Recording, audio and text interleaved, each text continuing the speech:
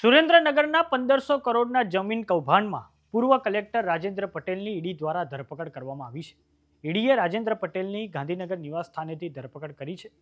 ગુરુવારે રાત્રિ દરમિયાન ઈડીની 3 ટીમો રાજેન્દ્ર પટેલના નિવાસ સ્થાને પહોંચી હતી. ઈડી દ્વારા તેમની પૂછપરછ કરીને હવે ધરપકડ કરવામાં આવી છે. રાજેન્દ્ર પટેલની સાથે ઈડીએ કલેક્ટર ઓફિસ સાથે જોડાયેલા અન્ય અધિકારીઓની પણ પૂછપરછ હાથ ધરી હતી. નમસ્કાર, જમાવટ સાથે હું છું પાર્થ.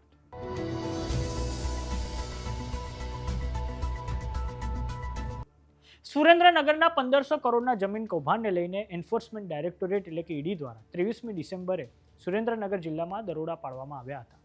તો હવે આજે ઈડી દ્વારા પૂર્વ કલેક્ટર રાજેન્દ્ર પટેલની ધરપકડ કરવામાં આવી છે. રાજેન્દ્ર પટેલને અમદાવાદની કોર્ટમાં ઈડી દ્વારા હાજર કરાય તેવી સંભાવના છે.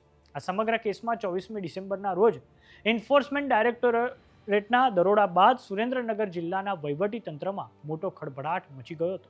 રાજ્ય સરકારે તાત્કાલિક અસરથી જિલ્લા કલેક્ટર ડોક્ટર રાજેન્દ્ર પટેલને પદેથી હટાવીને સામાન્ય વહીવટી વિભાગમાં મૂકવાના આદેશ જાહેર કર્યા હતા.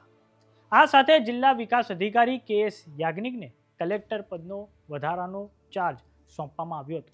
સુરેન્દ્રનગરમાં 23મી ડિસેમ્બરે ઈડી દ્વારા જમીન કૌભાંડને લઈને દરોડા પાડવામાં આવ્યા હતા અને આ પછી 4 વ્યક્તિઓ રાજેન્દ્ર પટેલ, ચંદ્રસિંહ મોરી કે જેઓ નાયબ કલેક્ટર છે, મયુર ગોહિલ કે જેઓ ક્લાર્ક છે અને જયરાજસિંહ ઝાલા કલેક્ટરના અંગત સચિવની સામે ગુનો નોંધવામાં આવ્યો હતો. આ પછી નાયબ મામલતદાર ચંદ્રસિંહ મોરીના 1 જાન્યુઆરી સુધીના રિમાન્ડ કોર્ટ દ્વારા મંજૂર કરવામાં આવ્યા હતા.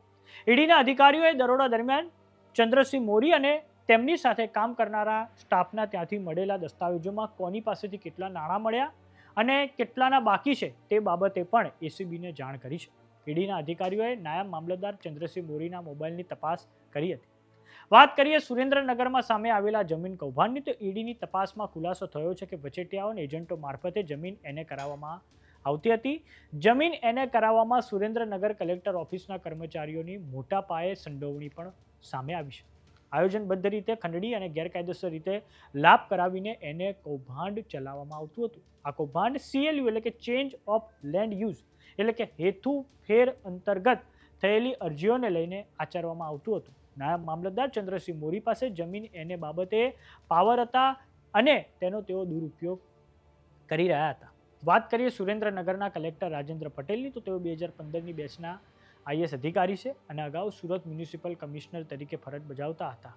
ફેબ્રુઆરી 2025માં તેમને સુરેન્દ્રનગર જિલ્લામાં પોસ્ટિંગ મળ્યું હતું. તો ઈડી દ્વારા રાજેન્દ્ર પટેલની જે ધરપકડ કરવામાં આવી છે તેને લઈને આપનું શું માનવું છે અમને કોમેન્ટ બોક્સમાં લખીને જરૂર જણાવો. જો તમે અમને YouTube પર જોઈ રહ્યા તો સબસ્ક્રાઇબ કરો. જો તમે અમને Instagram અને Facebook પર જોઈ રહ્યા તો ફોલો કરો. સાથે જ અમારી WhatsApp ચેનલ આવી ગઈ છે, જોઈન કરવાનું ના ભૂલતા. નમસ્કાર.